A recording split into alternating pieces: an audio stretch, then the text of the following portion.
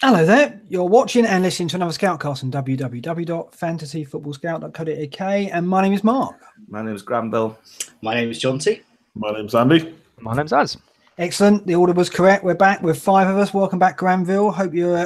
You've been injured for a couple of weeks, haven't you? Yeah, exactly. I just had a cough. I mean, I might actually have a couple of coughing fits tonight, but yeah, it's just honestly, it's nothing to do with bad weeks. It's nothing to do with anything like that. It was genuinely sick, and I'd lost my voice for a couple of weeks too. Oh, it would have been okay without your voice. You could have. I think John was saying you could have mimed some of it. So I guess so. Yeah. It would have got adult material if you'd been miming some of the things you want to say. Okay, welcome to the Scoutcast, everybody. We're going to try and keep this one under 3.5 hours this time. We've got lots to discuss, though. There we go. There's a lot on the Salah and Kane captaincy in particular, I believe, John T, is that correct? And Gameweek 31 assets. How we're starting to get a little bit scaredy cat about them. Yeah, that's it. Yeah, so we're looking at the captaincy. Salah, has it become boring? Just simply captaining the best player the game has seen for some years, or and also Game Week 31. We've got some new traps, new honey traps have emerged to tease and tempt us and disappoint us. We're looking at Arsenal as well. Time to get them in, perhaps. We're looking at Man City. Yeah. Time to get rid of them, perhaps. Best team in the country, and get rid of them. So lots of people are asking about that. And obviously all the usuals, rough with the smooth. Look at our game weeks so far, because there's one more game left. And a look ahead to Game Week 29. Indeed. Let's do that then. Let's talk about our game weeks first of all. My impression of this game week is so far that there's not a lot between us, but also if you're looking in mini leagues as well, very rare you see someone with an outlier score. It's kind of, the scores seem to be between 50 and 60 across the board. Now, maybe Thursday will change that. It depends what Guardiola does with his team sheet, who turns up, of course. But much of a muchness across the board. I will start at the bottom. Granville 46, Salah captain. Was that about it, or did you? I mean, who else was there? Who else chipped in? No one. I had Dawson who had left on the bench. I don't think I had any. Did anyone else chip in? De Gea 4. Firmino. So he was the only other chipper. I put Dawson on the bench. I wasn't sure really. I thought because I have Alexander-Arnold, probably the only person in the whole game who has him. I've been sticking him in my first team every week, and actually the last 3 weeks he's played 1 clean sheet and 2-0. But he's not actually nearly as attacking as he was before I got him. So now I'm looking. He's only 4.2, but he's all right. But I benched Dawson. You never know with Dawson. He's just one of those players who pops up every so often with a goal. He could have had 2 as well. Yeah, I mean, the thing is that's the thing with West Brom. It's because you're relying on attacking threat, and I got a Ghazi in for the same reason. Plus, Huddersfield's away record was pretty poor, but West Brom's current confidence and form is even poorer, as it turns out. So, what made you go for Ghazi then? Well, he was cheap, and it's kind of like it's a lottery, isn't it, on the set pieces at the moment. I looked at the stats, and there's little in it between Dawson and Ghazi, but it was a choice between the two. I nearly got Dawson because I actually do prefer him as a player, but went for Ghazi. And it's the same thing, like with the set piece, you never know where it's going to arrive. It's like, Milivojevic for Palace. You don't know when the penalties are going to come. You just got to play them. And sometimes they'll be on the bench, like Dawson was for you, and you'll get the goal. It happens a lot with that kind of with West Brom defenders. Fair enough. 46. John T 47. You've got 3 to go. You're all out, Granville, are you? You got any? No, I've got Otamendi and Sterling. Okay. All right. And I was looking at this because the game is on Thursday, and there is a possibility it could get snowed off. Nah, it'd be all right. There is a possibility. Of course, if health and safety, maybe I think the pitch will be fine, but I think it'll be support. Yes, for the crowd. Yeah, it's for the spectators. Yeah. Well, we'll see. I mean, that's scaremongering at its finest. But yeah, I mean, Sterling and Otamendi, I don't think both will turn up. Maybe they will. It's difficult to say what he's going to do with his team sheet here. If you play Stones in midfield, then you might be all right with Otamendi. And Sterling's back in training and may not be saved for Chelsea. He might start. So. Let's see, John T, you've got those 2 players as well, and you've got KDB. You'll be all right with KDB, won't you? But I mean, I've got 47, but because I've got 3 to go, so if Sterling doesn't turn up, I get a couple of points off my bench. So bare minimum, even if it's snowed off, I've got another 6 points coming in. But I'm fair. KDB's going to play, and I hope he's going to do well. And same with Otamendi. I hopefully get a clean sheet. I think Arsenal are they're just shell shocked at the moment. And Jack Wilshere's comments this week, blaming everyone. What were you going to say there? Yeah, I know. Yeah. I thought, my God, that is. I mean, as is the bother of Arsenal fans, that would really do it if Jonty came out. Take some of the pressure off me later. Yeah. So but no, I mean, yes, shocking. So I do hope that those three turn out, and that's good. So I feel pretty okay with that. Really, quite happy. Yeah, I mean, it's weird, isn't it, when they played them in the cup final, outclassed and beaten them 3-0, and you kind of think that the odds will be on another City win by a comfortable margin again. I guess you don't know, and I presume the teams are going to be different. I mean, Mkhitaryan will play for Arsenal, but I don't know what City will do because the Chelsea game to come, of course. But Pep hasn't been rotating that much, so I wouldn't be surprised if he does play all the big guns again. And at centre-back, he tends to rotate whoever's next to Otamendi, so he trusts Otamendi and another. Now, Kompany probably won't start the next one, so maybe Stones, and I don't think he would start Stones, and Kompany just doesn't.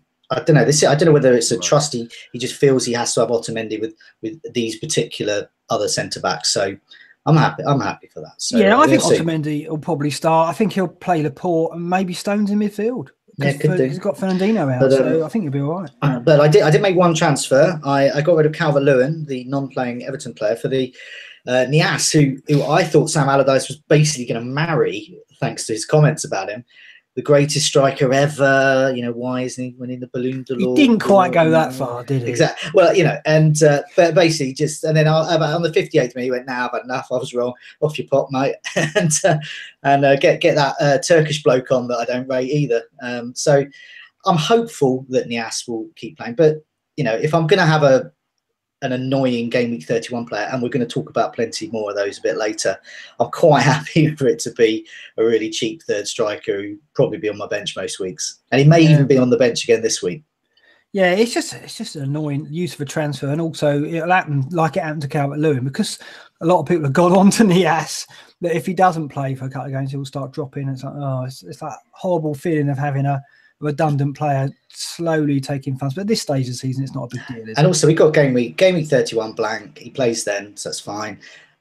Maybe 57 minutes. He might not. And but then game week 32, it's time to wild card. He's out. He's not gonna cost me too much, and he'll probably hold his price as well, because people aren't going to be making that kind of move for a cheapy striker. No, probably not. Okay, that's all right. And I think you'll probably end up around about 60 points. I would say. I think it's all up to KDB. I think he's the jewel in my Game Week 28 crown. Right, like I said, I think 60 is about the ceiling that I've seen. I haven't seen many big scores about at all. It's one of those weeks, yeah. I got 49, 53 with the hit. So I basically took a hit on a Game Week 31 player.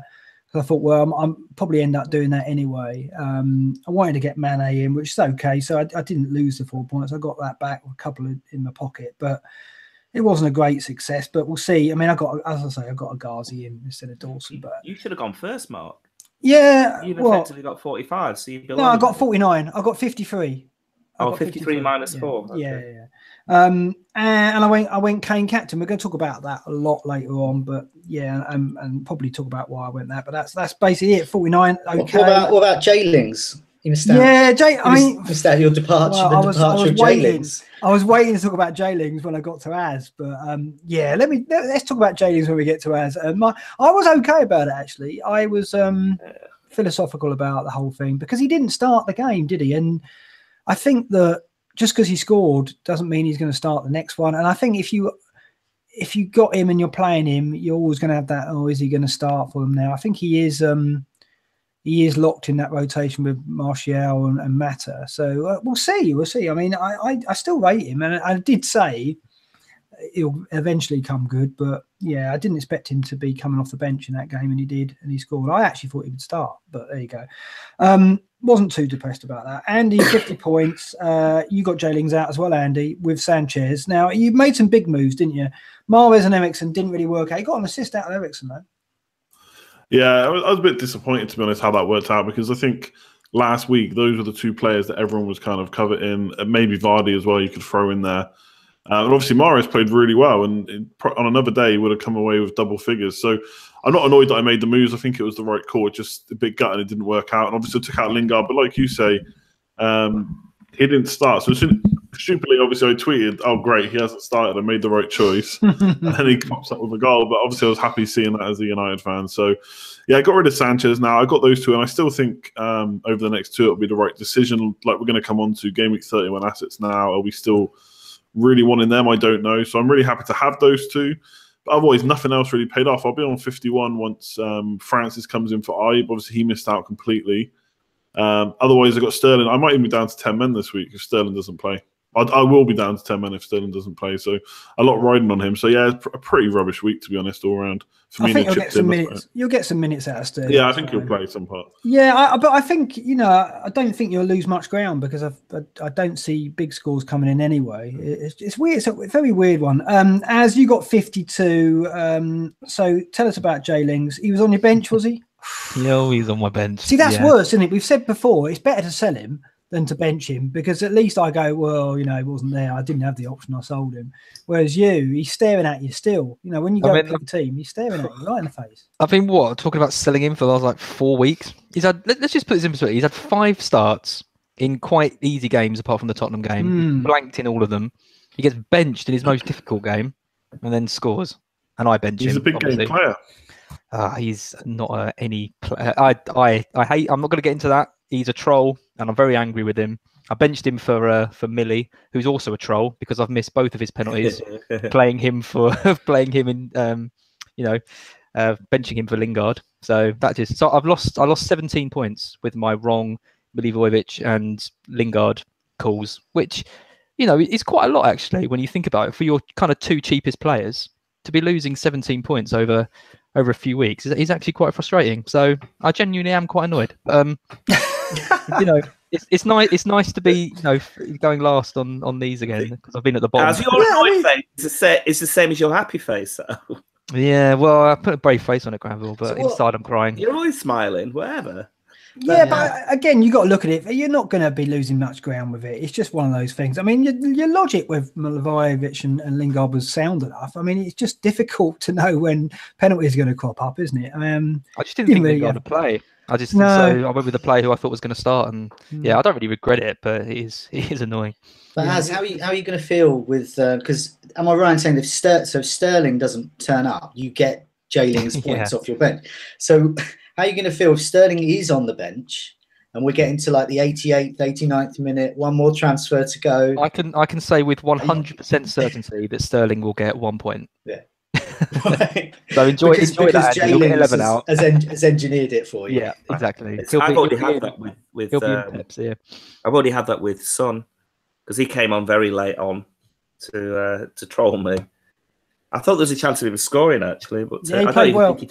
Did he play well? Yeah, he played well when he came on. I think him and Moore made a difference for them. I don't remember him touching the ball. His son now he's in that boat that Lingard's in that he was a regular starter, but now every team sheet we've got to think his son going to play, and it's a shame because I really like Son as a player. And when we had that run of starts out of him, I got on board, got some points out of him, but we need him playing every week, otherwise we can't take that risk. And I think Lingard's in that bracket now, even though he's got that goal. I don't think we can suddenly go, well, he's back in the team. So. The thing is with Lingard, though, I think his position has been replaced by Sanchez. Sort of. I mean, you think that Sanchez was always going to be the one to replace him or Martial. But with Son, he's been replaced by Lamela, who hasn't really pulled up any trees. And I can see them turning back to Son for the next game. I think he'll be favoured. I think he was just rested this time. Alderweireld might have a say in that, though, mightn't he? Because they might change up the formation. He's got a hamstring injury at the moment. They've got problems at the back, so they can't go through at the back right now. So I just don't see it. I mean, going back to Lingard though as well. I mean, he changed the system, didn't he? He played 4-3-3. So again, where does Lingard fit in there? It's difficult to see where he goes if he sticks with a 4-3-3. He was playing at the 10 in a 4-2-3-1, but in a 4-3-3, I don't see where Lingard fits in. So it's formation issues there as well. I'm keeping him though. I'm keeping him for another week. Yeah, just out of spite. I'm not going to sell him before Palace, so he's got another week for me. No, you can't sell him before Palace because even if he'll come off the bench, it'll hurt you again if you sell him. So just hold on to him and deal with him smiling at you in the dressing room. Just deal with it. Okay, rough or the smooth, Jonty. What have we got here? Just one smooth. See, this typifies what I've said. It's a very, very low scoring game. There were a few, but I just thought I'd isolate just one. It's two people. They did the same thing. I quite like this one. So it's Pete Stone and El Stato. Both had the non-playing Gomez from Liverpool in.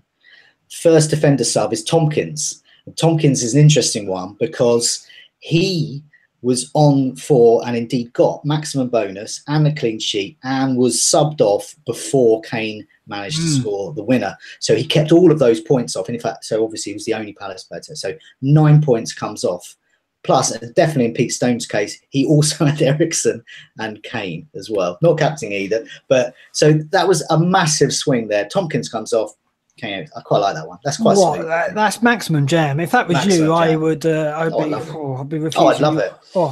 I've been telling my grandkids about that decades. He was injured, wasn't he? It was injured. It wasn't. He got cramp special or anything. No, okay. It was cramp. No. So that's why we can treat it in a light-hearted way rather than him having some horrific career-ending injury. No, he's laughing at him. No, I was laughing that he went off and then they conceded. I was thinking, is that Roy special? But and he probably would have been man marking Kane on the far post as well. Yeah, so Roy was just looking at Kane, just going, "Why isn't he on corners? Why isn't he on corners?" Yeah, exactly. He couldn't understand it. Yeah. No one and a few roughs really, because this comes in with what we're going to talk about a bit later. Game week 31-itis.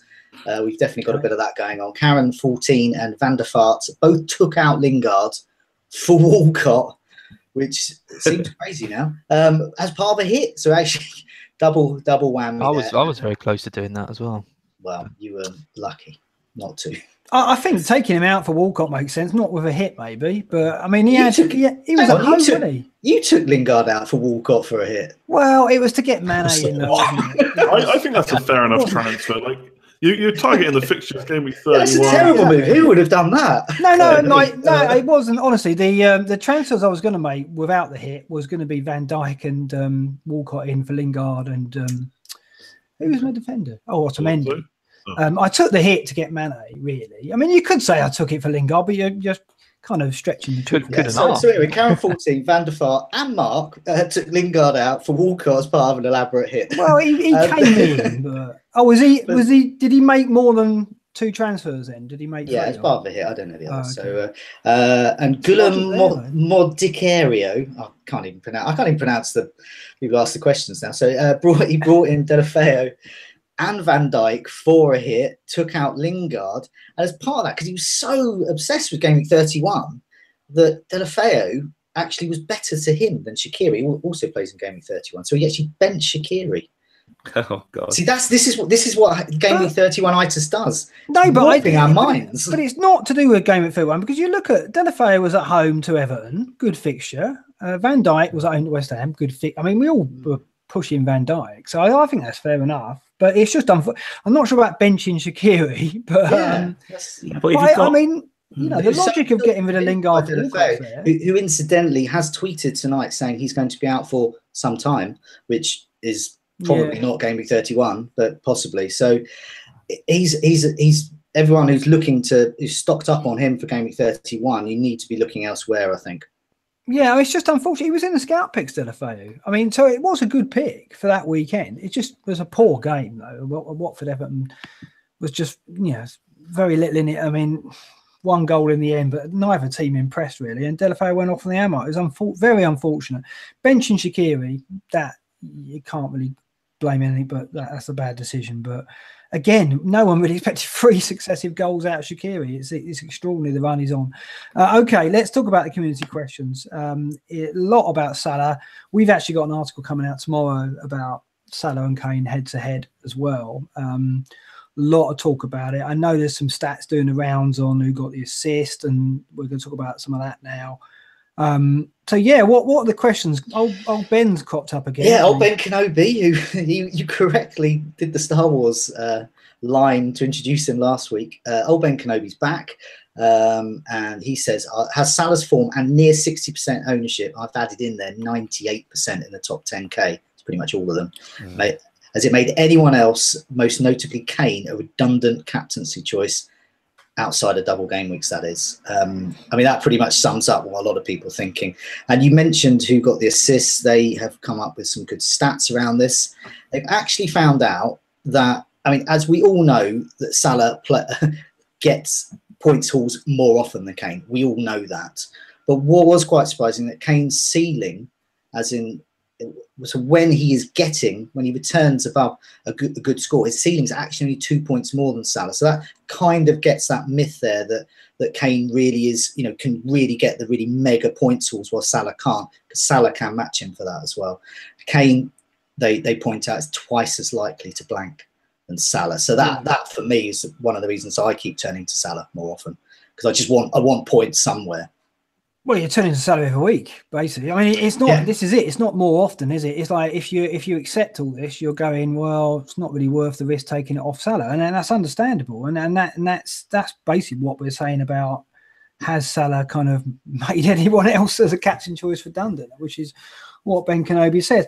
I think the stats reveal what we kind of knew, in that with this ceiling floor situation, and we've got some more comparison stats coming out in our article tomorrow, and it is quite interesting. And Salah has closed the gap recently. One thing I will talk about is that Salah has beaten Kane in the last 4 game weeks easily, and I know this miserably because I captained Kane in 3 of them and Hazard in the other. So I think it's 18 points versus 46 Salah versus Kane over the last 4 game weeks. But over the last 10 game weeks, it's actually 5-5. So it has been Salah's. In fact, Salah's run over the last 4 has actually closed the gap, because Kane had a good run. So they kind of, over the last 10 games, it's been tit for tat. But there's some other real fascinating stats with the head-to-head that we've got in the article tomorrow, which will be worth the read, and it adds to this. My views on it, I mean, I said it in the preamble. I don't think we can argue that Salah's the most sensible, safe, whatever word you want to use, effective captain to go for. My only argument is we're all going to keep Kane, presumably, especially with the double game weeks. And I don't think there's a scenario where Kane won't outscore Salah at least once or twice before the end of the season. Outside double game weeks, of course, he will over them. But I do also think every week there's a chance Kane can outscore Salah, of course. And it's whether or not you want to take the risk on it. And that depends on loads of things. And like I said in the preamble, if I was in the top 10,000, and last year I was in the top 10,000 and slowly edged up. This year I'm outside the top 10,000 and I'm not going anywhere. So my conditions are different, and I don't captain Kane because I'm denying that Salah's the best captain. I'm captaining Kane because I'm taking the chance that it will be the week where he might outscore him. And it can happen in any week, and it's a risk, but that's basically the logic behind it. That's my thinking behind it. My trouble is I've only captained Salah once. That's got nothing, not necessarily to do with my recent situation. I can't explain why that is up till now, because we're going to come to Granville in a minute. And his stats are really surprising on this. But for me, I've only captained him once, which probably explains why I'm still simmering outside the 30,000 mark. I don't know. That's another investigation to be had. But I don't argue with any of these stats. Salah has definitely made more of or closed on Kane over the last 4 game weeks, though. He's had an incredible run, and Kane's done okay, but no more than that. I mean, for me, it's not about denying that Salah's the best captain. It's more about taking the chance on Kane. And actually, if you're going to take a chance on anyone, Kane's pretty good to take a chance on him. It's not like it's Sanchez or Hazard, which obviously we've all tried and is risky. Let's go to Granville next, because as I said, I've captained him once, Salah. But you have captained him 10 times. Can you remember when was the first time? When was the first time? Game week 2. When he was dropped. I think he was. He didn't start the game. I think he came on late and got me a single pointer. Second time I captained him, he missed a penalty. Yeah. So you'd have thought, at that point, I'd have had enough of him. And actually, for a few weeks, I didn't captain him. But I'd have to have a look. But I think sort of about game week 8, 9, I went back to him and I captained him a number of times. And it's only a couple of times when there's been a better looking captain, like I think Kane a couple of times. And I once captained, I've captained Lukaku a couple of times at the beginning of the season. But generally, I always look to Salah, because I know you're talking about Kane's ceiling is a little bit higher. But it's not about ceiling. I mean, if you're captaining him every week, it's not about ceilings, is it? It's about averages and about getting more points. And if Salah's scoring more points than Kane, then you're going to get a little bit more. But I think at the end of the day, we're probably making a bit more out of this than when we all own Salah and Kane. It doesn't make a great deal of difference. I mean, what was the difference at the weekend? Kane scored 6, Salah scored 10. Okay, 4 points. It's not a big deal. And I think I agree with what you're saying, actually. If you're going to take a risk, it's not really much of a risk captaining Kane and opposing Salah. The only difficulty I have with that is when all your rivals are captaining Salah, it's a bit, it's behind the sofa time, because you think, Salah could score a hat-trick, Kane could score nothing. And that's happened. So it's I think overall, though, I don't think there's a great deal of difference between the two of them. Yeah, you say that, but it's 28 points of the last 4 game weeks. So Salah's had a very strong last 4. Yeah. And actually, I've always said that I'd always prefer to captain a midfielder, because he can get points from clean sheets, and he can get and they get more points for the goal. And considering Salah scoring almost every week, it does seem like the obvious thing to do. It's been a bit of a slow burner, though, even though he's been scoring every week. Salah, I think it's taken people a long time to actually cotton on to him, to actually start captaining him every week. And I think that's probably because people put the trust in Kane or Lukaku or Hazard. I know you captained Hazard a couple of times. No, but I think we've got to remember what Kane did over Christmas and the 2 hat-tricks. And after those 2 hat-tricks, I think we're all saying, well, that's it. We can't look anywhere else. I certainly felt like that. And I haven't really got over that, really. I just think it's... And the fact that everyone is captaining Salah at the moment, or it's growing as we go, actually is a factor behind my decision to captain Kane, because I'm thinking, well, if those around me all go with Salah, which they obviously will, I'll go with Kane, and there's a chance that he could outscore him. It didn't happen at the weekend, didn't happen before. It's been a bad... Yeah, he scored in the last 3. He's not got any bonus, Kane, that's strange for him, but I mean, things have conspired against him in that he's missed chances like Salah misses chances. So it's one of those things. But it's a very difficult one. I mean, Granville, are you, aside from the double game weeks, are you just booking it now on Salah, or are you willing to take a gamble now and then as well? I might start taking gambles. I hadn't really, it's only the last few weeks that I've been doing him every week. I've always been I've always preferred him. I mean, how many times have I captained him? 10 times out of just 10 times. Is that it? 10 times out of 20. What week are we in? 28. 28. So it's not that often when you think about it. Well, it is compared to some of us, though. Yeah, well, I haven't really understood that, and I still don't understand why you've only captained Salah the once, considering he's easily the top scorer in the game. That is difficult to fathom, actually. Yeah, I asked myself. Explain yourself. It's got to the point now where it's probably earlier in the season where I don't really understand it. Now I've got my reasons, and I think there's some logic there because I'm trying to look for a difference. But I mean, and it's kind of almost too late because he's so well owned and so well owned in the top 10,000, and he's being captained by, like earlier in the season, he was only being captained by like 12-13%. Now it's 25%, so it's a difference. But why wasn't I captaining back then? That's what I really don't understand, because that's where I missed the boat as well. Now I'm consciously making that decision. Back then, I was ignoring him for other reasons. I guess it was because of the Kane situation, and that we knew big scores were coming, and they did often enough to keep our faith in Kane. Let's see. Well, even before, when you consider before Christmas, when he wasn't scoring, well, he was scoring. He was scoring the odd brace, but you were still captaining him all through all those easy home games. Yeah, exactly. You were still captaining him. I don't think it ever put you off. And I think you did make a bit of a mistake there. Yeah, and I think my season could be summed up at the end of it. I'll look back on it, and it's probably going to be quite a mediocre one by comparison to other seasons I've had. And the big factor will be I did put too much faith in Kane. I'm sure that's the way it's going to go, and didn't get on Salah early enough from the captaincy. And then at the end, I was stubborn and tried to roll the dice. I think that's basically the way it's going, but hey, I've made my bed. Let's go to Andy. What's your views on the Salah situation now? First of all, what's your stats with the captaincy? I've captained him loads more times than you, 4 times this season. Yeah, it's crazy. Yeah, I've captained Salah as many times as Lukaku, which kind of sums up my season as well, I guess. Yeah, I think earlier in the season it's probably a classic FPL manager thing. We wanted to back against him because we didn't think he could keep it up. I mean, this is Suarez levels of scoring right now. This isn't, people say there's always that captain you go for, and sure, like Kane was good last year at times, but there was also Sanchez and Ibra, and there was other captain choices. This year, it's really been Salah all the way through. Yes, Kane's, and this is the other problem. Kane's done enough, like Granville says, to kind of get a couple of goals, but then there's no goals for like 2 games, and that's where it starts to hurt you because over the averages, it just doesn't work out. So right now, I'm almost at the point where I just don't see a point of even trying to outthink it, really.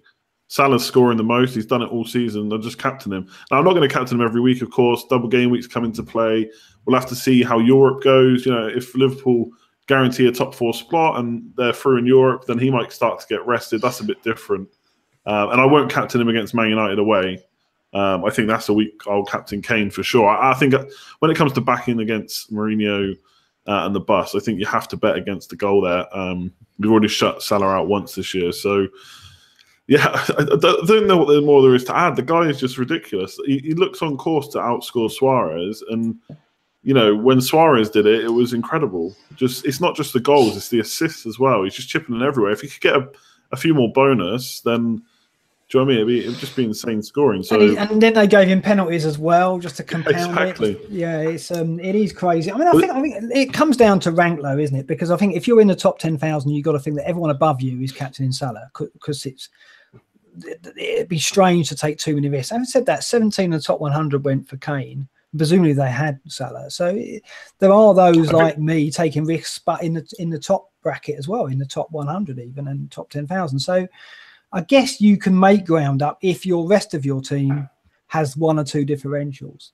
So it's basically, if you captain Salah in your top 10,000, you've got to look elsewhere lightly in your squad or rely on many above you to be captaining Kane. This week, it could happen again. Kane could run in close for the captaincy in the top 10,000, but I don't know. I just don't see it now. I think it's almost a foregone conclusion that managers winning mini leagues are going to stick with Salah. Yeah, I think you have to. Like when you're back and you're trying to chase like you are, obviously, then it comes down to what kind of manager you are. You're going to go Kane because you want to hit that rank. I'm probably going to go Salah because I don't want to be punished any more than I already have. So the way I'm playing, you could say it's negative. But I just don't see. It's the same reason when I thought about captaining Sanchez. I can't see a good reason not to captain Salah. No one can give me a good reason other than the hope. No. Oh yeah, other than the hope that Kane will outscore. And of course, like you say, Kane's a great player, and I'm sure he will outscore him at some point towards the end of the season. But which week do you pick for that? Yeah, it's tough. No, I mean, I picked Palace because I was all on Salah, but then the injuries that Palace were getting, and I just thought, well, I didn't think Spurs would win more than 1-0, and in the end they didn't. But when I heard the injuries coming in, I thought, actually, I think they can get a couple now, and if they're going to get a couple, Kane could at least match Salah and probably outscore him with the bonus. I always think that Kane's more likely to get the bonus than Salah, which has been the case until the last 3 or 4 weeks. And now it's very close between the two of them for that. So the last month, the last 4 games has changed the landscape a bit in the head-to-head, and we'll talk about that in the article. Because as I said before that, Kane had a run where he outscored Salah 4 and 5 game weeks. So it's gone back the other way now, though, and it's brought this situation now where he's just so difficult. The question is, though, is it T to just captain Salah? I guess it depends what else you're relying on in your squad and having differentials elsewhere. I mean, what's your view? What's your stats first of you? How many times you captained him? I've captained him 3 times and an average of 23 points, I think it was, or something stupid. So he's been by far my most successful captain. He's returned every time I've captained him, double digits. So that alone speaks volumes. Did any of you start with him at the start of the season? Because I did. Yeah, I've had him all year. Yeah, I had him from the start. Yeah. I think that's what annoys me is that, and probably annoys you as well, is that we obviously tipped him at the start of the season to do well, and yet we haven't trusted him with the armband. And I think it's, from my point of view, I tend, apart from my failed Lingard and Richarlison picks, I've tended to captain strikers, just because they're the kind of players that I've they seem they're the kind of players that you want to captain. They seem to be the most consistent, I guess, in previous seasons. So Kane's always been pretty consistent and things like that. Since Ronaldo, there hasn't really been a midfielder who's done it week in, week out, like Suarez did and Kane did over the last few years. So I think that's probably swayed my attitude towards Salah. But I keep saying this thing about, do you think it's making the game boring? And I mean, boring maybe, but a lot less frustrating if you just captain Salah every week. Because I mean, I remember Andy over Christmas saying that he couldn't get a captaincy decision right. I'm looking at some of my other captains from previous game weeks. Lingard, Richarlison, Sané one week, Morata got 3 points one week, and I remember them. I have vivid memories of those players blanking and thinking, why did I do that? Why did I not just go for Salah when he got double digits again? So no, I'm happy to keep Salah, captain him, and then get some differentials around the rest of my team, and just know that I've got a safe captaincy pick and go from there. But I guess I'm quite lucky because I'm in the top 10k, so I've got to play a bit safer. But yeah, it's nice. Yeah, I think the other thing about Salah perhaps explains why I haven't gone with him earlier in the season is, one, I perhaps didn't think he'd maintain it, but also I always had this theory that, well, in that Liverpool team, goals have got to be shared around, and we had that last season when we had that dilemma about Firmino, Coutinho, Mane, which midfielder to go for. We didn't really captain any of them very often because we all had this theory that although they're chipping in with goals all the time, it would be shared around. That hasn't really been the case with Salah, has he? I mean, obviously Firmino's done really well, and Mane's done well in bits, and Coutinho did well in bits as well when he was there.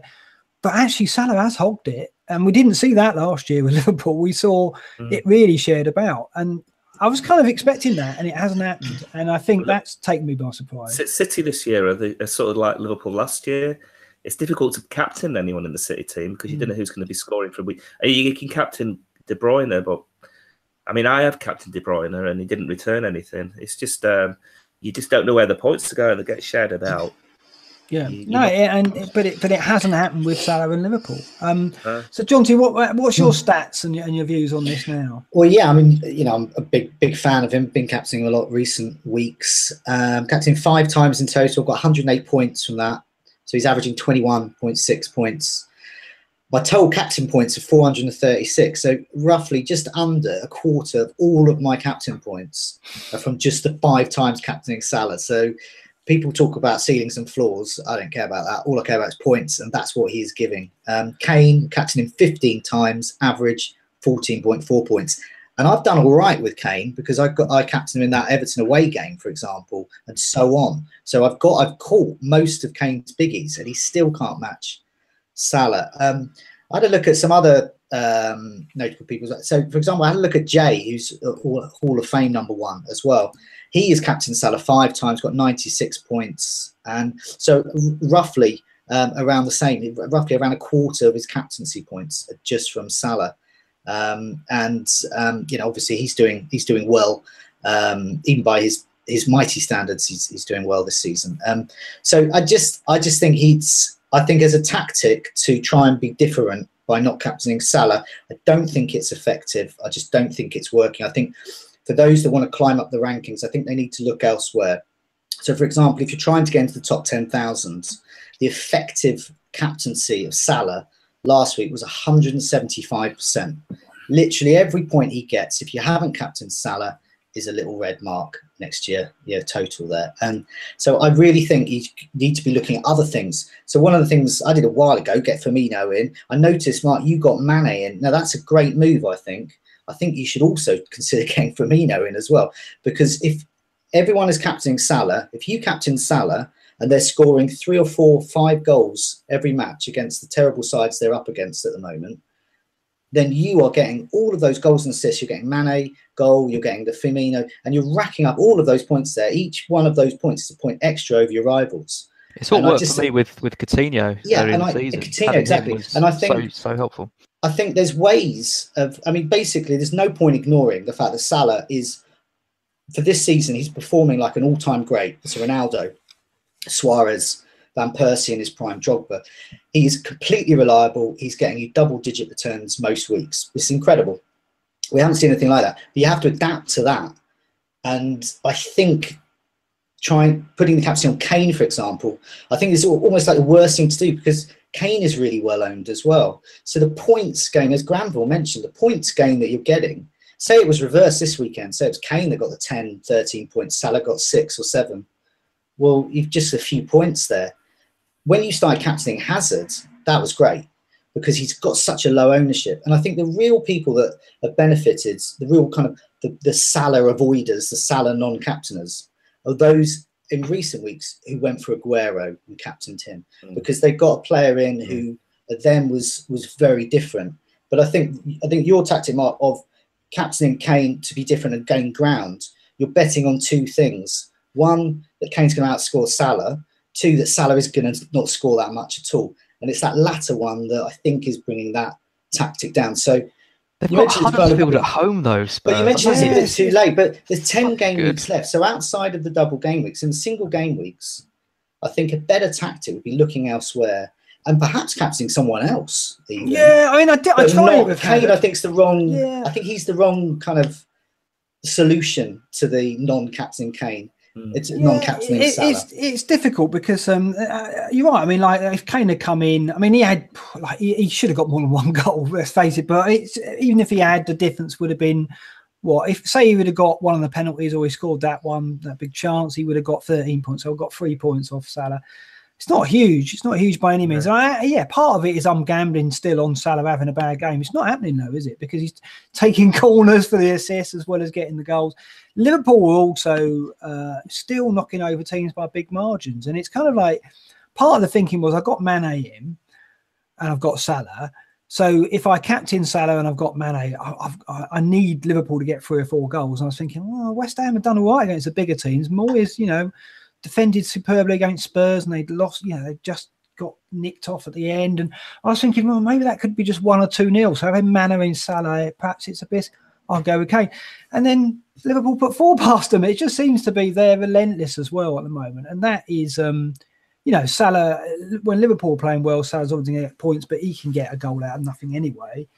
But it's just Liverpool just extraordinary right now.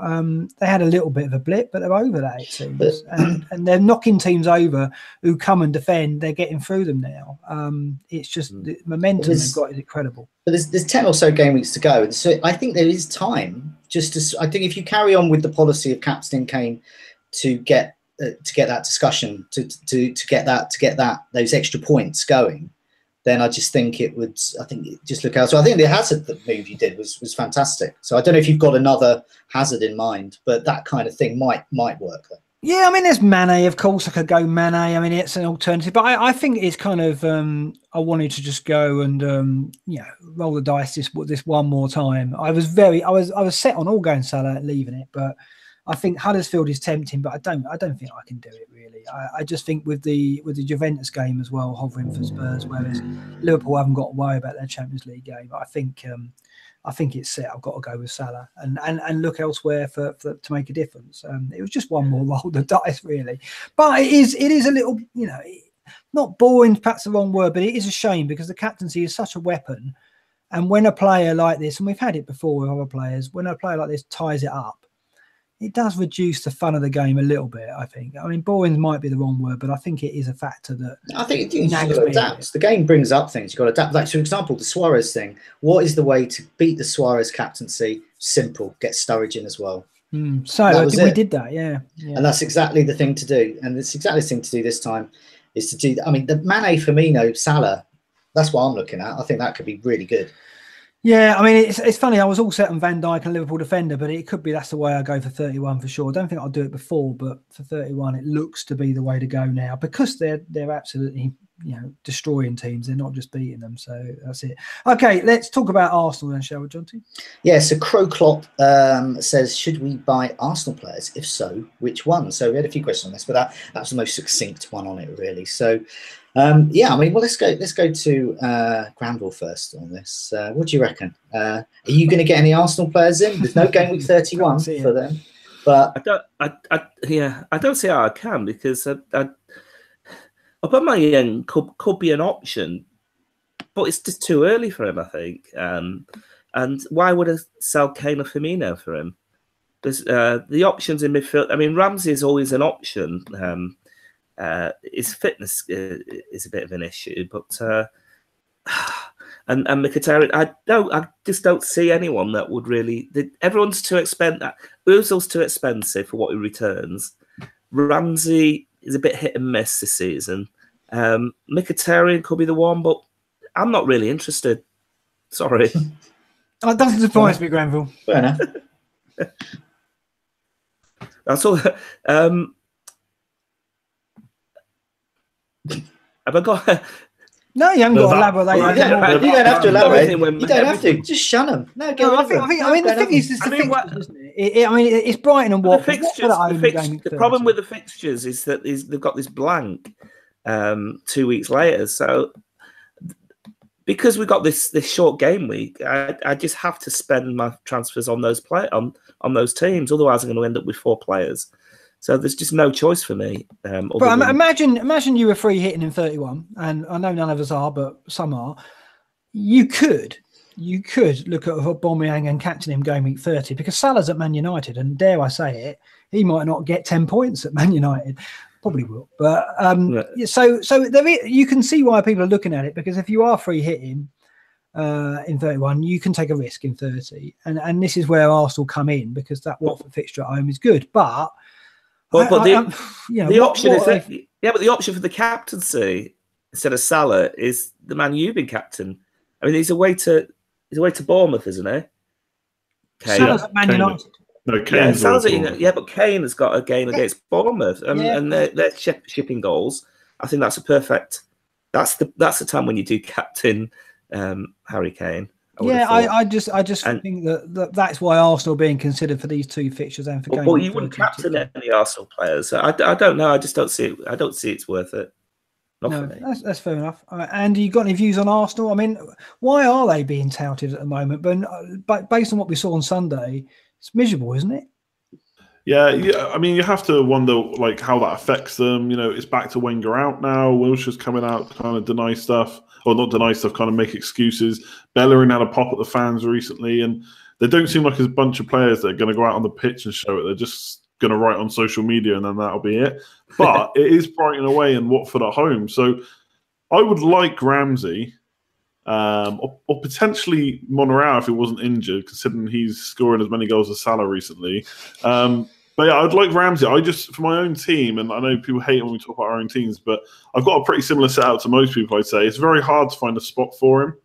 If I could straight swap him for Ibe, he'd be straight in. But I basically, last week with Mahrez and Eriksen, tried to target the fixtures, and I'd like to target an Arsenal player. And then I'm basically leaving game week 31 to as late as possible, because we're going to come on to it soon. I just don't know who I really want. So I'm trying to leave that decision as late as possible and maybe take a few hits. So I'd like to bring in an Arsenal player this week. But like Granville says, it's how do you get in Aubameyang when you've got Kane and Firmino? With Ramsey, I'd have to take out Salah, maybe Sterling. Maybe if injury pops up, maybe he'd have to get injured basically for me to want to take out Sterling. Salah, Mahrez, and Eriksen. I'm not taking any of them out for an Arsenal player. So I think a lot of people are in the same situation. If you've got money maybe to do Lingard to Ramsey or something like that, I think that could be a goer. But yeah, it's Ramsey and an uninjured Monreal would probably be about it for me. But it's not very inspiring. You're basically just looking at those 2 fixtures, and you have to probably be open to take a few more hits in 31 if you go down that route, I'd say. No, we'll go to Az. I mean, as you're obviously chairman of the Arsenal Supporters Club, so you're probably going to be a little bit biased about this, and your appearance on Arsenal Fan TV might be in jeopardy. But give us your views. So that's right, blood. That's right. I mean, they're a disgrace. Gary Neville said it all, didn't he? They're just. Why on earth would you go anywhere near that team for your fantasy team? They're just no. No. They got an audition for 32 potentially. They've got Brighton, who are notoriously rubbish against the big teams, shall I say? And then they've got Watford at home, which is on paper a really easy fixture. So, you know, if some players emerge from that, then great. You know, I'll consider them for 32. But I'm not tearing apart my team to get in Arsenal players, and I wouldn't even take out Lingard for one of Mkhitaryan or Ramsey, because what are they going to do? They're not going to hurt. They're not going to hurt me. Not even Lingard's going. Not even Lingard's going. And the thing is that the ownership's so low, so you're risking everything on a team that's so out of form and so broken at the moment. I just can't see any logic in risking it for them. I mean, 32 and 33 is interesting because if we're going to wildcard and they've got the double in 34, we presume that's going to drop in. So they are fodder for the double game week because they do have quality, but it's a shame. I mean, it's one of the disappointments of this season, I think, in that Arsenal haven't chipped in at all. The ownership across the board is so low. I mean, apart from Monreal, I think it's so disappointing. They haven't been a factor at all, have they? Even when Sanchez was there, it didn't help. It's very, very disappointing indeed. They haven't actually scored that badly, though. Like, it's only been one league game since they scored 5 goals against Everton. They've generally had a pretty good home record this year. So that Watford game, I think, looks really good. But I think Lingard to Ramsey, there's not too much risk in that. You're getting rid of a player that might not play for, a player with a bad injury record maybe, but over 2 game weeks for a lower end player, I think it might be 2 points for 2 points though. Well, yeah, obviously you're hoping he gets more than 2 points, but I mean Brighton away and Watford at home. That's at this moment in time, who's got better 2 fixtures than that over the next 2? Unless you go more expensive like Eriksen and Mahrez. So I don't think there's no reason to get them. But yeah, it's just 31 as always is clouding all our thoughts right now. I think. Is he even nailed on, Ramsey?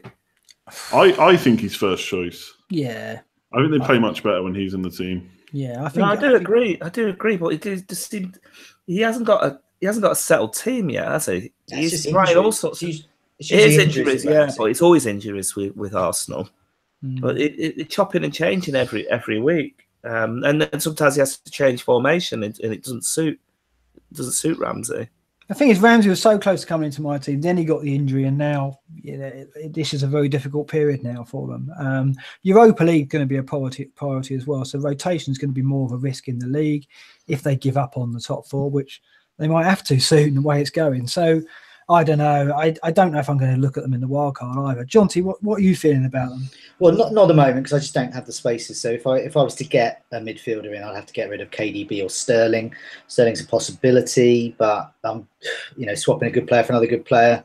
I'm kind of watching them at the moment. It's game week. It's that wild card and the double game week. I'm looking at them for that. I'm looking for 1, maybe 2 of their assets there because they are good. Traditionally, they start getting better around this time of the season. This is the kind of tail end of their awful time. And they're actually doing better this season than they've done in the last couple of seasons. So at the moment, they've scored 10 in the last 4. That's really good. That's attacking. I know a lot of that was in the Everton game, but still pretty good. And that's 2.5 goals a game on average. They've conceded 6, so that's 1.5 a game. And that's a problem there. So I think in previous seasons, they've actually improved on those types of stats towards the end of the season. They've only got 1 bad fixture, really, and that's the City game that's coming up. So after that, it's free reign for Arsenal. So I am looking at them. The away form does worry me. Europa worries me. Aubameyang's the one I'd be looking at. And I think he's we were talking about ways to beat the Salah captaincy.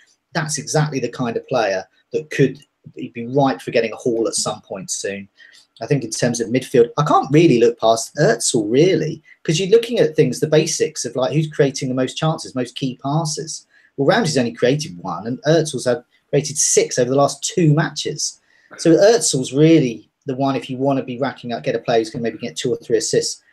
Mkhitaryan, I think, is kind of wait and see. I'm still waiting and see, really, for him. He's had 1 good game, really. So let's see how he goes. At the moment, not for me, but I think people really should be looking at them because they do better at the end of the season. They've got a great run of fixtures. I think it's quite nice for us. We can just sit back and watch them. And if they do badly, it's fine. We haven't lost anything. And if they start doing well, get on them for that wild card. See, Aubameyang hasn't impressed me yet. I'm not that enamoured from what I've seen. It's the same for Lacazette arrived. I wasn't that impressed. And I backed him a couple of times and he did all right. But he was...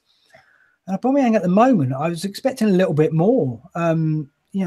Quite disappointed in the way he's dealing with the physicality. Like Company dealt with him very easily, and Company had a good game Sunday, but actually up until Sunday, Company looked a bit flaky and a bit vulnerable. But he didn't on Sunday against what is meant to be a striker in the same bracket as Kane. I think he's up against some really awful defenders over the next 10 game weeks or so. True. I just think it'd be good. So 1 to monitor, as I said, 1 to monitor definitely. I really wouldn't discount Arsenal. There's no way I'm discounting them. I'd definitely like to see one of them. Ramsey, I would love to have. We all know how good he's been in few past seasons, but it's that fitness issue, and that's so frustrating. Every transfer counts when you get into the last 10 or 11 game weeks. That's why I've swerved him in the Sky game, for example, limited transfer games. Love to get him in. Can't guarantee he's ever going to be well. Yeah, I think Mariappa will have Aubameyang in his pocket game week 30. Okay, let's talk about game week 31, the trap. My Admiral Akbar impression. It's a trap. Well, yeah, so lots of questions on this, because lots of us are falling into more and more traps upon traps. Brambling, is it worth keeping players that are playing game week 31 that are simply rubbish? There's quite a lot of them. Pumpkinhead, game week 31 players like Walcott and Wilson are killing my team, he says. Are they worth it, or should we just swap out for good players? And he suggests Mahrez or Eriksen, who did nothing in game week 28. Yeah. Who's that, Mahrez? Well, he almost did. He certainly put yeah, in the I mean, but he had a go, unlike Walcott and Wilson. Rupert, the horse, is Van Dijk a trap? Dutch trap there, blinding us from looking at Robertson's potential. For those already with Salah and Firmino, stopping them getting Mane. Yes, so those that already have Salah and Firmino, who leapt aboard the Dutch juggernaut that was Van Dijk, are now thinking, oh my God, I can't get Mane in. I can't get that cheaper defender who's bombing forward. Yes. Well, yeah, okay. Well, I mean, I'll go first on this. I think it's a little bit premature, because Shaqiri's done very well, and then when I got on him early, has done fine. And yeah, I mean, Pumpkinhead mentions Mahrez and Eriksen. Well, everyone was backing them, and they didn't really rip up trees in the last game week. So I think it's like any time you pick a player, they're going to have bad game weeks and good ones. And the players we're talking about here, Wilson and Walcott, they're not top bracket players, so they're going to have weeks where they don't do anything. I don't think they're rubbish. I don't think Wilson's rubbish. I don't think Walcott's rubbish. I think Everton are rubbish at the moment. Can't argue with that. Bournemouth are just the most difficult team to predict. I don't know what's going on with Bournemouth. They are totally schizophrenic. You just don't know what you're going to get with them, and that's a problem. And we've seen it before with them when we've taken risks on Stanislaus and so on. King last year was an exception, of course. He managed to get through even when Bournemouth weren't playing particularly well. He got something. I just think it's a bit premature to be throwing the toys out about game week 31 players. But there's no doubt that game week 28 gave us a lot of things to think about, because Daniels as well got subbed at half time. West Brom looked terrible still, conceding goals even to Huddersfield. I mean, I went on the Ghazi because I thought Huddersfield, 1 away goal in 7 away games. Surely there's a chance of a clean sheet. They went 2-0 down. So, yeah, I mean, if anything, Huddersfield are probably looking like the team most consistent now amongst the ones playing in game week 30, obviously aside from Liverpool. And the Van Dijk thing again is, I mean, Shan scored, it went over Van Dijk's head. He is such a threat on set pieces, and I do like Robertson. And after his performance, we have got to accept that Robertson now looks completely assured of his starts, I would say, over the next 3 into 31. I think it would be strange if Klopp gave Moreno a chance, given Robertson's form at the moment. So yeah, that performance has changed things, I think. But going into game week 28, Van Dijk did make sense. I didn't go with it because I wanted Mane, and I couldn't afford it if I got Van Dijk. But I was close. So I don't think it's panic time on any of these players yet, because hopefully they've got a couple of game weeks to come into a bit more form before 31 when it really matters. But it depends who we're foregoing to get them in. I don't think it's disaster to sell Lingard, for example. I know it hurt us this week, but I think there were other weeks where he's going to frustrate us again.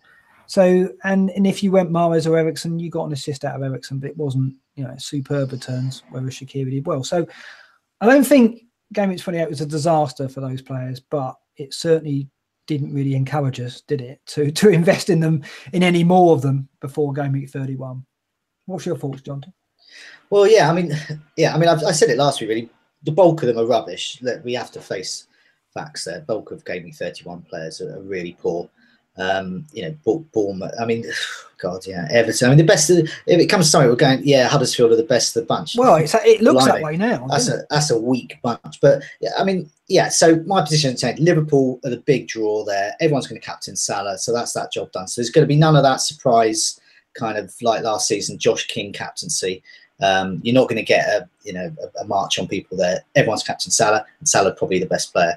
Shaqiri is a must, I think, and also because he's up against Everton, he's at home, and Everton are really bad away, and the rest are just rubbish. So what I've done is ensure that any rubbish ones I'm getting in, for example, I got Niasse in. They're on my fringes really, so they're kind of on my bench at the moment. So I've got Schindler festering away on my bench. I've got Jack Bauer from TV's 24 festering away there, and I might, they can maybe come on, but I'm not really looking to play them. My big guns really midfield, I prefer to have better players like KDB, for example, and like Andy did, getting Mahrez and Eriksen in, great move, I think, because you're just getting the best players in. And I think they're going to far outscore any rubbish that's going to come in at Game Week 31. Just to look at Everton again, I do love snagging Everton off, so I should continue. Over the last 2 matches, Calvert-Lewin has had the most shots on the box alongside Niasse. That's 2 there. Tom Davies. I mean, who's going to get these players in, really? Walcott's down there with his 1 shot in the box and his 2 chances created over the last 2 matches. I mean, these are really poor stats. I mean, what I'd be looking for, even if they're not scoring, or I'd be at least seeing them creating chances or having a go at goal, and they're just gone. West Brom are just down and out. They've gone. So target anyone who's playing them. Goals conceded 11 over the last 4 game weeks. When I saw you got Hagazi in your team, I honestly thought you'd been hacked. I just could not believe you would get a defender in the worst. It was the only thing I could have thought. It was either go for him or go for Schindler early, but I thought, oh no, I think I just think whatever. Even if you had nothing there, even if you had a little blank space, just that's better. So yeah, I mean, I'm not. I'll put it this way: I'm not looking at West Brom defenders. Yeah, I mean, come Game Week 31 though, we are going to probably take a few hits to get a few more. I'm not going to now because I've got 10, but I can't. No point in getting more than 11, is it? But yeah, I think a lot of us would consider taking a few hits for someone like Bauer and so on, because the fixture is still good, and the theory is you'll get 2 of those back. And I don't know, there's a game. I don't necessarily think Bauer, Stoke defended well at Leicester. I don't think it's necessarily he's a bad player or a bad asset. I think the clean sheet. I'm thinking about playing now. Would I play? So Stoke have got Southampton away. I think that's a good fixture, but I just don't think there'll be a clean sheet there. Then they got Man City at home, so I really don't think it's going to be a clean sheet there. And then Everton at home, I think that is good. Yeah, and I'd play him for that. But that's what I mean about investing in these players, is try and keep them on your fringes, keep them on your bench, and then unleash them in Game Week 31. But getting them in now, relying on Walcott to score every week, or I mean, even Huddersfield striker, or like me with Niasse. I'm not thinking that Niasse is going to score every week. I'll kind of move him to the fringes, I think. Yeah, but I mean, Walcott came in for Lingard, and it's like, well, what else could I get in that bracket? I could, Delafeu, and he ended up getting injured. I've got someone. Who was that? Who would you look at then? Arnautovic. Yeah, Arnautovic. Yeah, could have been. Yeah, and now I would looking at what he's got in the next 2, I think he will do very well. The thing is, with Arnautovic, he came back a lot quicker from injury than I expected, but he's back up front as well. I thought Chicharito might keep his place, but it's not going to happen. Do you think we're missing a trick here, though? We've all got our free hits that we could use in Game Week 31. We're all loading up with players in these games, coming up to Game Week 31, and we're wasting transfers on them. Players like Walcott and Bauer and what have you, all the players who are going to be playing in 31, and we're transferring them in, spending transfers on them. Why are we doing this? Why aren't we just playing our Game Week 31? Do we really think that it's going to be a better time to play it? We can't open up that discussion again. We'll be here an hour. Well, I wasn't. I've obviously missed the last couple. Yeah, you have. Yeah. But I'm thinking about it now, and I'm just thinking it just feels so obvious. And we could be, and we're talking about getting Arsenal, and we can't get Arsenal because they're not playing in Game Week 31, and Spurs aren't playing Game Week 31. They've got decent fit. Spurs have got next game. They've got Huddersfield, and then they've got Bournemouth away. 2 prime fixtures. We should be loading up on Spurs assets. I think the more I think about it, the more I think maybe will play this in 31. But the thing is, what's not fair when you're saying this is I can't go Walcott to Eriksen. I can't afford it. So you still got budget. I mean, it's like people say, oh, it's much better to have Mahrez and Eriksen than Walcott. Well, of course it is, but there's about 2.3 million difference between those players. So it's not, you can't compare those two players because we're all working with the confines of our squads. So Arnautovic is a fair that is fair enough, and I concede that. Yeah, now I regret not getting him in, but I don't look at Mahrez and Eriksen and go, oh, I should get those two in, because I couldn't do it. I got Mane instead. That's the one I really wanted. And for me, Mane is best of both worlds. Good fixtures to 31, and he's got 31. So, you know, I'm okay with it. I'm not don't think it's a disaster because, like I said, people got Mahrez and he didn't deliver. So it can happen in any game week to any player of any budget. And I still, you know, Walcott's got Brighton at home in game week 30. Everton are very strong at home. He could get something out of that before Stoke. And I still think that you've got to go into 31. If you're not free hitting, you've got to go into 31 with the players that could possibly deliver big, and the players that every free hit manager is going to get. I reckon most free hit managers in 31 will get Walcott. Why would you not get Walcott with your free hit? But the crucial thing is that free hit players are going to have 11 players playing. 100% they're going to have all the players. They're going to get everyone out. How many are we going to get out maximum? 6, 7, 8 or 9. Then they don't have the chip. Maybe 8 or 9 if you're lucky. It depends. Sometimes you can be unlucky and players can get injured between now and then. You know, Walcott could get an injury and you've already got him. Then you have to spend a transfer getting him out. Yeah, maybe, but we went over this, and the preferred tactic is to play it in 35 because it frees up that freedom. Well, it gives you freedom with the bench boost in 34. That's the thinking. I still think there's sound logic. I also think that we can go in at 31 with 7 or 8 players and not lose to a free hit team by a big margin, as long as you've got players like Shaqiri. And I still think Walcott is going to be in free hit teams, so you've got to have him. People can slag him off all they like, but if they were free hitting in 31, they would get Walcott because he's one of those players who can just, we've seen it already, he can get double figures when he's in the mood, but Everton have got to play well. But of course, if you're free hitting, you've got to get 11 players. And if you're not getting Walcott, I want to know who else you're getting. For those who are free hitting, and also those that are thinking of getting a goalkeeper in, I was having a look because this ties in with an issue this week around bonus. Everyone was going, "Wow, Butland got bonus points," but how did that happen? Well, it happened because that's the rules, and he did really well. But one of the things is I'd have a look at goalkeepers over the last 4 game weeks, and in terms of minutes per baseline bonus, so that's just turning up doing the stuff there. Pope's top, as you would imagine, Butland's seconds. So he's doing really well there. So if you're goalkeeperless, like myself am, going into game week 31, I think you should be targeting a goalkeeper who's going to give you the chance of bonus, but also a clean sheet. I think he's got a good chance of both there. So he's good. Pickford, incidentally, the famous honey trap of Pickford is way down at the bottom of my list of goalkeepers. You love knocking Pickford down. He's awful. He's awful. His minutes per baseline bonus is just absolutely. I'm with Johnson. 6.9. Yeah, I can't wait till he shoots the penalty. A baseline bonus every 6.9 minutes. Pope every 4.2 minutes. Butland 4.7. He's way down. He's way down. He's way down beyond. He's just right at the bottom there. Pickford was so good to us last season. It was. And last season. This season. Yeah, this is all about this season. It's like it's not worked out, has it? It's like, Andy, what's your views on the 31 thing? Because obviously there is quite a lot of panic now. You did go Mahrez and Eriksen, so you've been actually butting against it. You've not been tempted to overinvest in 31 yet, so you haven't fallen into this trap. But do you think there's an overreaction to it? Maybe a slight one. I mean, I've not fallen into it because I'm prepared to take hits in 31 to kind of rectify and get them in. It's just tricky now because we knew they had bad fixtures, some of them, and now we've bought them in. They obviously haven't performed, so it is a bit of a panic. There's not much you can do though. If you've got them in, people are talking about getting rid. I think that's potentially a mistake because you're probably going to want most of them back. Like if you've got players like Ivan, Crouch, like me, that's a bit different. But like Wilson, I wouldn't be getting rid of. I don't think, unless you really think Defoe's going to come in and take his place, and I'm not so sure that's going to happen. So. Yeah, for me, I'm kind of trying to leave it as late as possible to make the decisions because I don't want to get someone in now that maybe gets injured and I've spent a transfer getting them in. So I'm probably going to save a transfer. It's the reason I didn't get in Van Dijk last week. So I want to leave the option open of Robertson or Mane instead. Maybe I can decide that closer to the time. So yeah, for me right now, the tactic is just to kind of wait and see and hopefully get a bit more info. Maybe, someone gets injured, someone comes in, or a player you look at, like if Walcott gets injured, that's going to hurt a lot of people.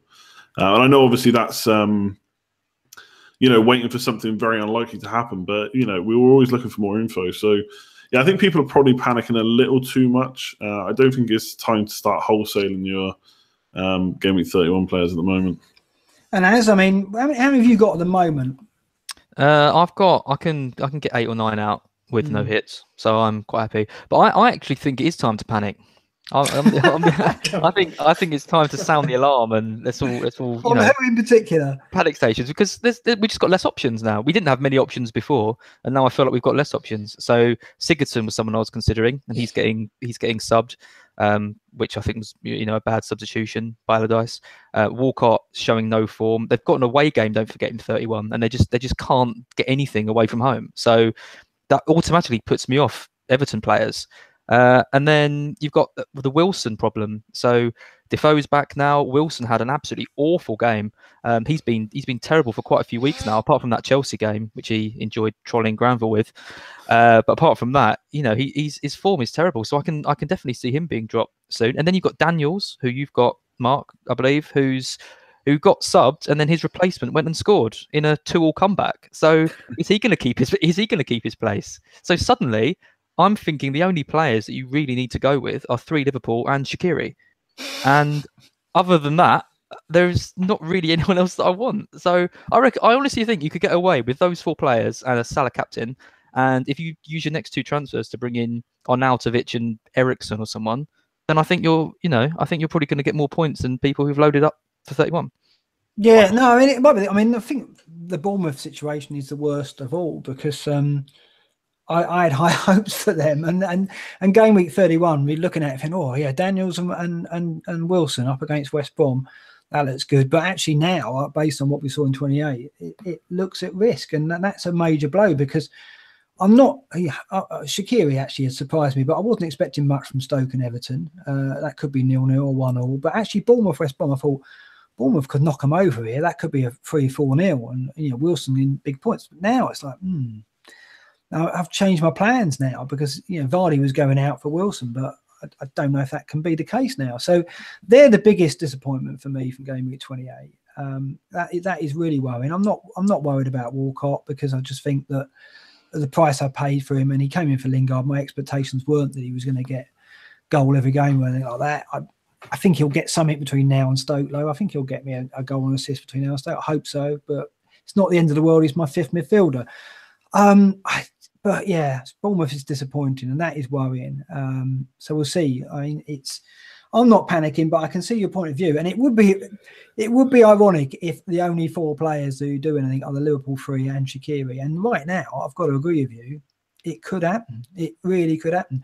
But Huddersfield, I do think it's a good fixture in 31, and the form they're showing, the confidence they've got, players like Pritchard and Van der Parra, it could be one of those 2 could do something, and actually the free hit managers could win out, because they're likely to have them, I think, the way it's looking, because there aren't too many other players you're going to get to make up the 11.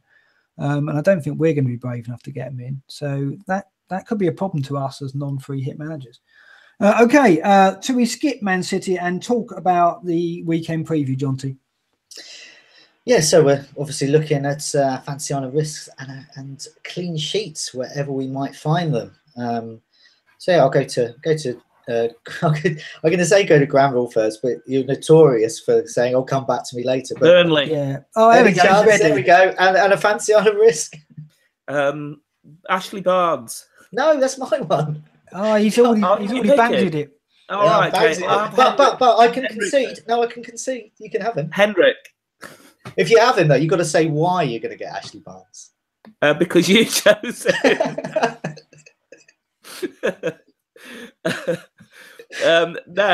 Because he likes trolling people. I don't know. Shall I tell you why you picked Ashley Barnes? You picked him because he featured on my goal imminent table. And I've never looked at your goal. You've got it written on your wall every week, and he's had 10 goal attempts in the last 4, and he's had a goal over that time, and he's against Everton, who obviously I've got it in for. Okay, you don't need to say why I'm having him. I'm not picking him. I'm going to leave him to you. I'm going to pick Jeffrey Hendrick. because he's great support for Ashley Barnes. He sounds a bit like Jimi Hendrix. That's fair enough, Granville. I think Andy's serious face throughout that made that for me. That's right. Hendrick is going to be assisting Ashley Barnes' goals. Great choice. And Burnley Everton. Burnley haven't kept a clean sheet for what, 7 or 8 game weeks. I think this will be 0-0. I think that'd be they're so out of form, Burnley and Everton. I can't. I think that whoever gets that game, that's the early kickoff as well. We got that's going to that I don't have high hopes for that early kickoff, to be honest. I think that's 0-0 all over it. I'm going to go with Southampton because my fancy on a risk. I'm backing Shaqiri to let us down this week, I reckon he's going to be the next game week 31 asset to disappoint. I'm going to go an unlikely Southampton win. I'm going Jack Stevens for my risk. Set piece threat. He's done well recently at set pieces. Southampton, they're a funny team. I think they're going to grind their way to safety with a few 1-0s, and I wouldn't be surprised if it's Stoke's turn to get us worried ahead of game week 31. So I'm going Stevens and Southampton clean sheet. Andy, what about you? I have to say my sound went, so I don't know who anyone's picked. We've gone for Kevin De Bruyne. Is Spurs gone? No, Spurs haven't gone. You can. There you go. Easy. I'll take Spurs. Risk Key from Swansea. Anyone picked him? Played last 6. Where's that come from? Yeah, I like his six goal attempts in the last 2. I mean, I'm kind of clutching at straws a bit with him. I think he's on corners as well, created a few chances. Started the last 6. I think West Ham's a good enough fixture for goals. Swansea have been doing okay recently. Obviously, they got tanked recently, but in the last kind of 4 or 5 games, I think they've been looking better considering they're fighting for their place. So, yeah, Key, very much a risk. West Ham wanted Key as well, so maybe you'll show them what they could have had. As your clean sheet and fancy on it. For Watford, clean sheet because they're against West Brom, and West Brom are bottom of the league and in terrible form. And yeah, just fancy a Watford clean sheet there. My risk, I'll see Andy's Key, and I'll raise him a goalkeeper, and I'll go for Dubravka, the Newcastle goalkeeper, who is away at Liverpool. But as we saw against United, he has got potential to make some amazing saves. He might end up frustrating them, and if he does.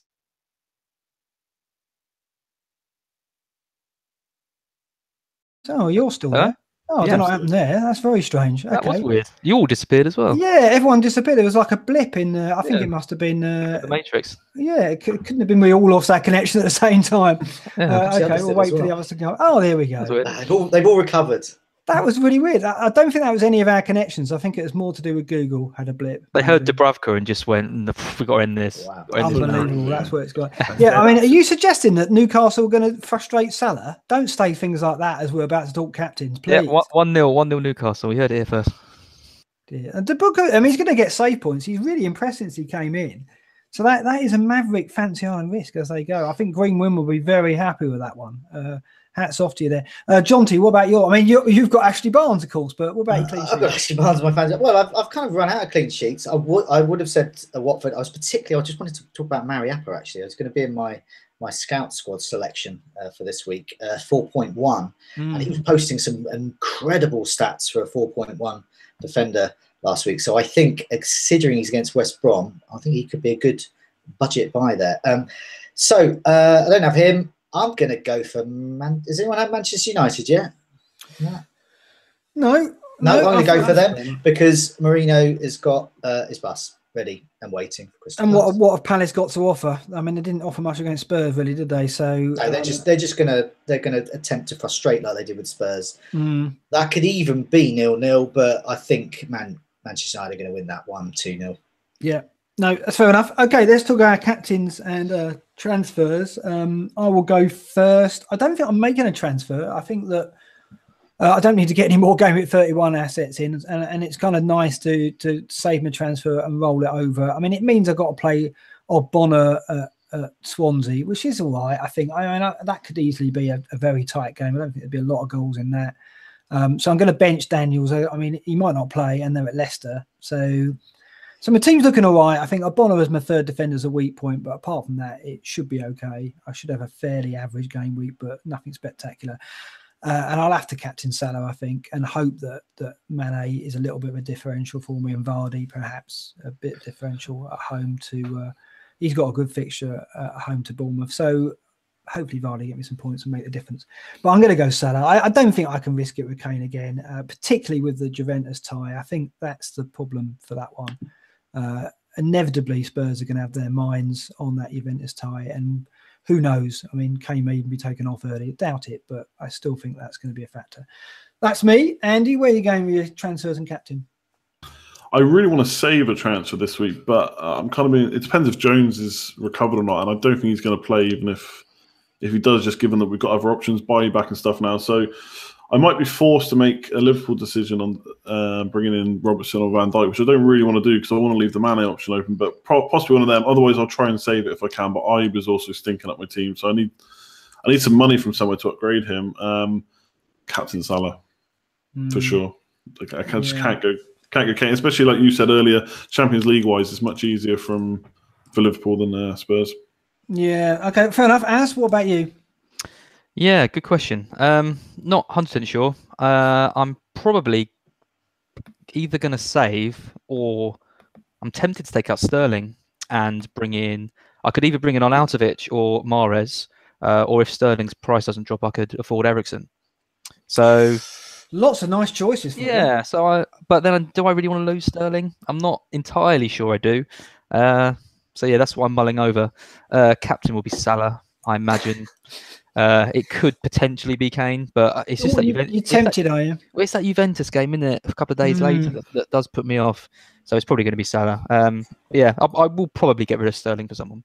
I like your choices, though. I think I really like Arnautovic, actually, and I really do regret not going there over Walcott in the last transfer I made. But yeah, that's certainly a regret I'll have to live with. Granville, what are you doing? I am the player I haven't been looking at the last couple of weeks is Willian, because I can't afford Hazard.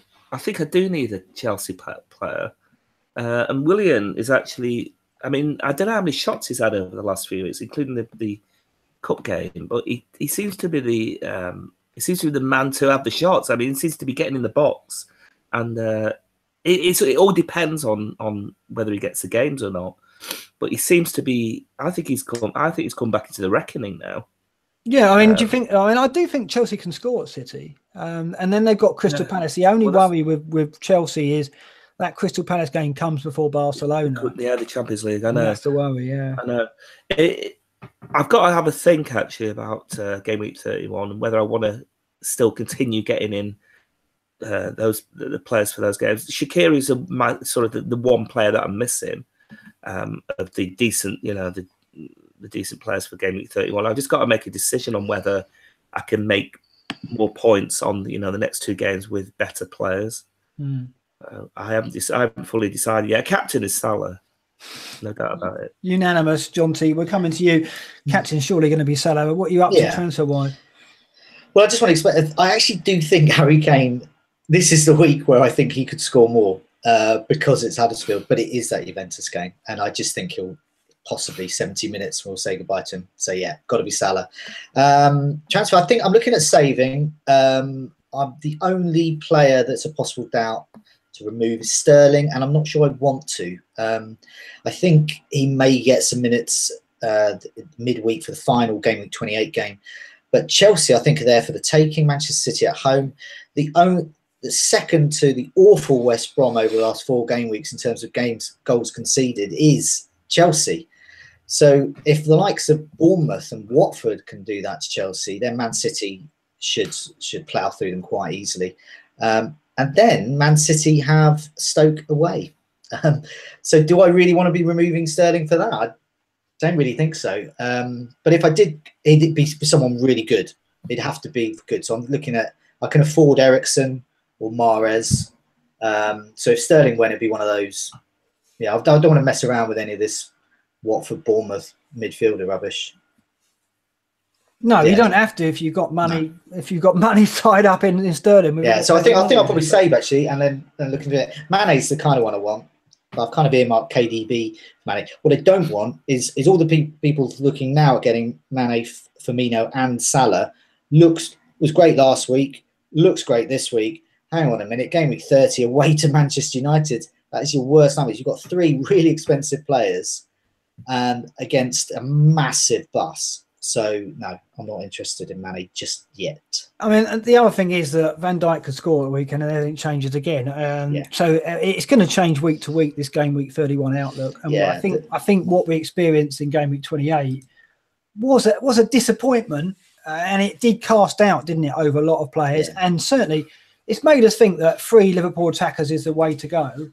But equally, that can change a week later. So I think we leave that decision till last minute. And also, yes, because game week 31, as said it's 3 Liverpool and Shaqiri and some bunch of other blokes.